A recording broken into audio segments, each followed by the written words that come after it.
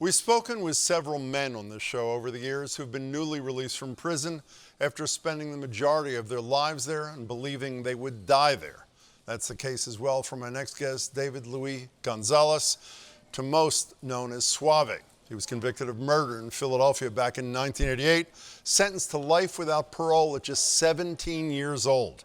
Spent more than 30 years in prison until a combination of Supreme Court cases prompted his release. The first in 2012 declared life without parole for minors to be cruel and unusual punishment. The second in 2016 made that first ruling retroactive. That's when Suave became eligible for parole, as he told journalist Maria Hinojosa on the phone shortly after learning the news. What's going on? I thought we were going to talk at 2. What happened? I wanted to let you know that the judge told the lawyer this morning, we don't have to wait no longer. His case is the subject of a brilliant podcast from PRX and Futuro Media, aptly titled Suave, which was just awarded the Pulitzer Prize for audio reporting earlier this month. David Luis Suave Gonzalez, Maria Hinojosa, congratulations, and good to meet you both. Thank you. Thank you for having me. Thank you. Suave. Having us. Suave, when you first met Maria, when she came to speak at the facility in which you were held in 1993, you thought you were going to die in prison. Is that not correct? Yes, I was prepared to die. You know, when I met Maria, I just wanted to hear the person that I was hearing on the radio. I just wanted to see that person. What was that like when you finally got to see her in person? It was like meeting an angel, because from the minute she walked in the chapel, in the auditorium for the graduation, I just felt a connection, and I was like, I got to hear what she got to say. You know, let's ask the angel about this relationship. You know, Maria, when you first met Suave, you knew you were dealing with a man who would never get out of prison, and that relationship continued for decades. How did you deal with the fact that you were a free person working with a man who you knew would never experience freedom? Well, to be honest with you, Suave and I, in our multiple phone calls over the decades, we didn't really talk about, so what's it feel like, the fact that you're going to be in prison for the rest of your life and you're never going to get out? But you had to think about it. We did think about it. It was a reality, but if you understand the prison, the relationship with people who are behind bars, you actually don't want to spend all your time talking about how horrible the situation is. So we would mostly just talk about life and what was going on. And then, of course, Suave graduated with a GED and then took 16 years to get his bachelor's degree. So, those are the kinds of things that we would talk about. You know, Suave, I want to talk about that for a second. You came into prison unable to read. You taught yourself how to read. Then you committed yourself to teaching others how to read. You became a noted painter. What was the motivation when you, again, knew you'd never get to use any of those things in the free world? But I was free, because the time that I spent talking to Maria, I was free. Every time I called Maria, she was in a different state, a different city, somewhere. I was free. Maria's friendship offered me that freedom, because freedom don't necessarily mean that you out here in society. Is in the mind. Once I was able to free my mind and believe that one day I could be physically free, then it was possible. But I was free. And as far as teaching myself how to read and write, that was a necessity. The moment for me was when I got that letter from my mother and I couldn't read it. So I said, you know what? I'm gonna learn how to read and write. I'm gonna use this time widely. And I did. And the motivation for me to teaching others how to read and write was because I never, ever want to see another juvenile end up in prison because they can't read and write. And that's exactly what happened to me. Suave, let's talk about the physical freedom, not the figurative freedom. When you first heard about the Supreme Court's decision that might lead to your freedom and actually did, what was that like inside? What did you feel?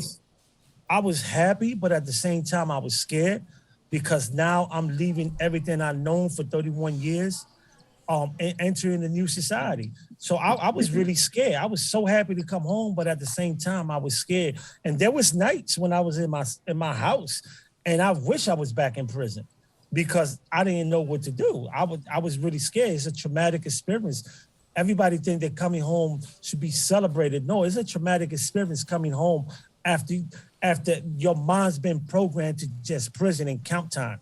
So I was really scared. You know, speaking of the time in prison and being scared, when you got out and you visited the scene of the crime, it turns out you likely didn't even commit the crime. Here's a little sound from the podcast about you telling Maria that you took the fall for somebody else. I'll take responsibility for it, man. Pero, por Dios, Suave, hold on a second. Well, what really went on? I took a case for people. I took a case. If you hang with somebody and something goes down, you keep your mouth shut. That's how I was brought up. And the someone was the father of your girlfriend, who was the lead drug dealer, who said he'd take care of your family when you were away. Maria, could you wrap your arms around that reality? Could you understand that? Oh, I could understand it very well, the whole scenario. But in that moment, you have to understand, you know, for Suave to basically be able to say, no, look, this is what happened. I didn't even pull the trigger. It wasn't me. It was shocking. And for me, as now somebody who cared about Suave, it's like, you spent 31 years in prison, and Suave will say, for a kind of code, for respecting a code. And that is hard to wrap your head around, that somebody that you know now would spend 31 years in prison for a crime he did not commit. Suave, if you encountered a 17-year-old kid in Philadelphia in the exact same situation you found yourself in, where you decided to take the case, what would you tell him or her? Don't do it. Don't do it. It's not worth it, because there is no code of the streets. I was brought up that if something happened and you with a group, you take the case if you get busted first. But as you grow old in prison, you think about that. And was it worth it? No. Would I do it again? No. So I would tell a 17, 15-year-old kid, like, don't do it. Don't even put yourself in that position, but don't do it. Do not do it. It's not worth it. Maria, one of the remarkable things about this podcast, this story, is the relationship, a very unusual relationship in journalism between you and Suave. You developed a really close relationship with him, and it's evidenced by this back and forth when you were pretty upset at him for not calling enough. Here it is.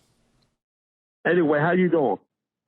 I miss you. That's what I'm doing. It's like you don't call anymore. When you were in prison, you would call me at least once or twice a week. You're like, Maria. Now it's like, I guess you're just too goddamn busy, and it's like, oh, no. my God, what no, happened listen. to Suave? And I have Maria. to be like this. He okay? Did something happen to him? How am I going to follow? Did they come and take him away? So how you doing? I'm great. Did you see me on television? No, what channel? MSNBC. See? You don't call, so you don't know. You don't follow me on Instagram. You're too busy being on your phone to even talk to your sister. So, Maria, you took some criticism for this relationship. What's the moral to the story, if there is one, for other journalists and their relationship with sources, do you think? Well, look, the most important thing is that as journalists, we have to remind ourselves that humanity is one of the tools in our tool belt. And Suave was clearly a source. He was going to be in prison for the rest of his life. Journalists, we can never get into prisons. It was clear that there was going to be a source-journalist relationship. But like you learned in the podcast, I also saw him as a young man who was going to be someplace where I had the address and I knew where he was going to be every Christmas. And so taking his calls, sending him Christmas cards, that was about, in many ways, it was like being a mom. It was just kind of being a human being. And I think that the reason why the Suave podcast won the Pulitzer is because it's basically saying, maybe there's something about the journalist source relationship that we have to understand. That's my dog, Benito. Sorry about that. But okay. That's basically what you have to understand, that it can't be as simple as objectivity. And it's actually more complicated than that. Suave, what's the adjustment to life on the outside been like for you? It's been great. It's been good, and it's been hard. There's challenges, learning new technology, finding suitable employment, making sure that I don't violate my parole because I'm still on parole for the rest of my life. So it's a big adjustments, but I have a great support team. I had great friends that I could call at any time of the hour. And they would tell me exactly what Maria just did in that phone call. Why haven't you called? Why you don't call more often? How did it feel, Suave, to finally be in that classroom of Maria's at the Paul that you had only known from afar before? It was a dream come true because getting to that classroom was my first plane ride ever. So that was a challenge getting me on a plane. So it was a dream come true to finally meet students that I've been talking on the phone for years. Do you feel guilt, Suave, at all about the people you left behind? I do. How do you deal with that? I deal with it by doing the same thing that Maria did for me, sending Christmas cards and accepting phone calls. No matter where I'm at, I will accept them phone calls and making sure that they know that there's somebody out here that cares for them. Because sometimes I wonder, and that question always come up, did Maria cross the line with her source? Sometimes I wonder if Maria was white, if that same questions would come up if she was a different journalist of a different race, right? But again, I think that what I learned from Maria and from the relationship that we managed to build since I was out of prison, because Maria always said it, and it's the truth. For a lot of years, I was just the source. We wasn't really friends. Yeah. I was somebody they called, she answered, but we wasn't really friends. So I try to be that person that she was for me to the brothers that call me inside. That's how I deal with that guilt. And do good. And I also do good, meaning that whatever work that we do is a representation of them. Maria, other than participating in the telling of an incredible story, what do you hope to have achieved with this podcast? We had some stiff competition to win this Pulitzer. And I think what happened is that there was a recognition that actually journalism that has heart, that has humanity, journalism that sees humanity in somebody who the rest of society says, oh, you're in for life, we don't care about you, you don't matter at all. And I think that it's a national conversation about the kind of journalism that matters at this point, when we as journalists have to really work hard to win the trust of our viewers and our listeners. Well, that's what came across to me. Suave and Maria, congratulations on the award, on the podcast, and it was really a joy to meet you both. Thanks so much. Thank you. Thank you. Thank you. Again, the podcast is Suave. You can listen wherever you get your podcast. I should note, though, for those who found much of this hopeful and think the courts will keep moving towards ensuring real justice, allow me to correct the record.